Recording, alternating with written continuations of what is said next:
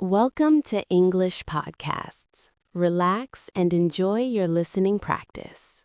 The moment a total solar eclipse begins, the world does something our brains are not prepared for. It can be the middle of the afternoon, and yet within minutes the light fades, the air becomes cooler, and the landscape starts to look like evening. For humans, it is a rare astronomical event.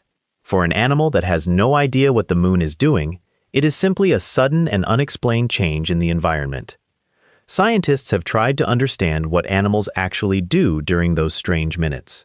During the 2017 total eclipse in the United States, researchers watched animals at a zoo in South Carolina, and roughly 3/4 of the groups they observed showed some kind of behavioral change. Many reacted as if night had arrived early. Some became anxious, baboons huddled together, and a Komodo dragon suddenly became unusually active. Even Galapagos tortoises became more active instead of settling down. At first, that sounds exactly like what we would expect. Animals depend heavily on environmental cues such as light, temperature, and the daily rhythm of sunrise and sunset. If those signals suddenly change, they may instinctively begin an evening routine or become confused because the situation does not match the normal pattern. But here is the part that changed the way I looked at it. During the 2024 eclipse, researchers studied animals at another zoo in Canada, and this time, the zoo was closed to the public. Most of the animals barely reacted. Japanese macaques climbed higher and stayed there during totality, while zebras became more agitated, but many other species showed only mild changes or none at all. That difference raises an interesting possibility. Perhaps animals are not always reacting only to the eclipse. They may also be reacting to us.